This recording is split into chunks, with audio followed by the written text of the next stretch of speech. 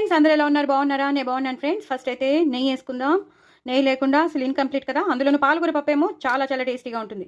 So నెయ్యి వేసేసుకున్నాను, పాలకూర పప్పు చేశాను, వెల్లుల్లిపాయ పో పెట్టాను, క్రష్డ్ వెల్లుల్లిపాయలు కూడా వేశాను. ఎలాంటి నిమ్మకాయ కానీ, చింతపండు కానీ, మామిడికాయ ఒరుగులు కానీ, మామిడికాయ కానీ వేసింది కాదు. చాలా కమ్మగా చేసుకున్న పాలకూర పప్పు అదిరిపోయింది. ఇంగు పోపు ఎక్కువ పెట్టుకోండి, వెల్లుల్లిపాయలు పోపులో కూడా వేసుకోండి.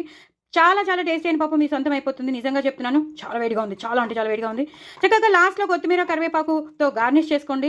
వెల్లుల్లిపాయలు మాత్రం ఎక్కువ వేసుకోండి, అలాగే ఇంగు పోపు మాత్రం ఎక్కువ పెట్టుకోండి. Super super super. నేను ఎప్పుడు పప్పు చేసినప్పుడు ఆ పోపులో నేను కారం వేస్తాను. సో దట్ మంచి ఫ్లేవర్ వస్తుంది, టేస్ట్ ఎన్హాన్స్ అవుతుంది, చూడడానికి కూడా చాలా చాలా బాగుంటుంది. సో మనం డాబాల పప్పు చాలా ఇష్టపడుతూ ఉంటాం. రోటీస్, పరాటాస్ అన్ని నంచుకుని తింటారు. సో డాబా పప్పు కావాలంటే మాత్రం ఇలా చేసేసుకోండి. నేను ఎలా చేశాను నేను రెసిపీ పంపిస్తున్నాను. షార్ట్ వీడియో రావచ్చు, లేదా కొంచెం లాంగ్ వీడియో రావచ్చు. No problem. అది చూసుకోండి, చేసుకోండి, ఎంజాయ్ చేయండి. చాలా చాలా టేస్టీ అయినా పాలకూర పప్పు, ఎలాంటి చింతపండు వేయకుండా, ఎలాంటి ప్రాబ్లమ్స్ లేకుండా హ్యాపీగా కమ్మగా ఉండే పాలకూర పప్పు మాట. టమాటో పప్పు వస్తుంది కదా. సో పాలకూర పప్పు చాలా చాలా టేస్టీగా ఉంటుంది. ఎంత టేస్టీగా, చపాతీలో కూడా బాగుంటుంది, అలాగే రోటీస్లోకి బాగుంటుంది, పుల్కాస్లో కూడా బాగుంటుంది. ఇందాక నేను చెప్పినట్టు పరాటాస్లో కూడా చాలా చాలా బాగుంటుంది. ఇలా వడియాలు నంచుకుని తింటే ఒక రేంజ్లో ఉంటుంది. చూసారు కదా. పిల్లలకైతే ఎక్కువ నెయ్యేసి పెట్టండి, ఇలా వడియాలు నంచి పెట్టండి. ముద్ద తర్వాత ముద్ద తినేస్తారు. అసలు టీవీ చూస్తూ తింటారేమో, ఏం తింటున్నారో తెలీదు. అసలు ఇంకా మారం కూడా చేయరు, అంత టేస్టీగా ఉంటుంది పప్పు మాత్రం. సూపర్ సూపర్ సూపర్ ఎక్సలెంట్ పప్పు. అలాగే ఇది ఒక డిఫరెంట్ చట్నీ అండి. మనం పండుమిరపకాయలు తో చేసినది. పండుమిరపకాయలు అంటే మామూలు పండుమిరపకాయలు కాదు.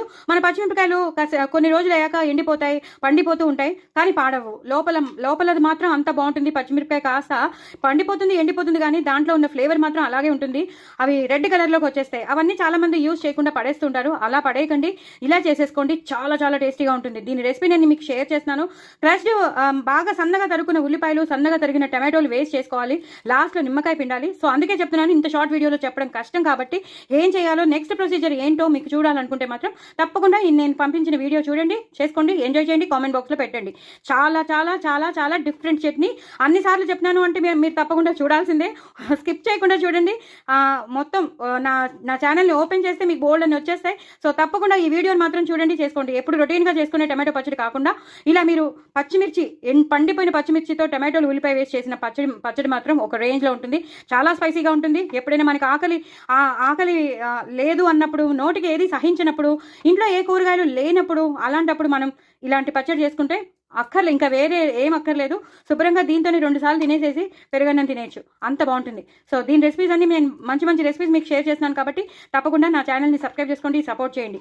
ఇంత మంచి చట్నీ మాత్రం అస్సలు వదులుకోవద్దు. చాలా చాలా చాలా డిఫరెంట్ అండ్ టేస్టీ చట్నీ. మరి చేసుకుంటారు కదా, తప్పకుండా చేసుకోండి, ఎంజాయ్ చేయండి. నా ఛానల్ మాత్రం సబ్స్క్రైబ్ చేసుకోవడం అసలు మర్చిపోద్దు. నాకు వ్యూస్ పెంచండి, సబ్స్క్రైబర్స్ని కూడా పెంచండి. బాయ్.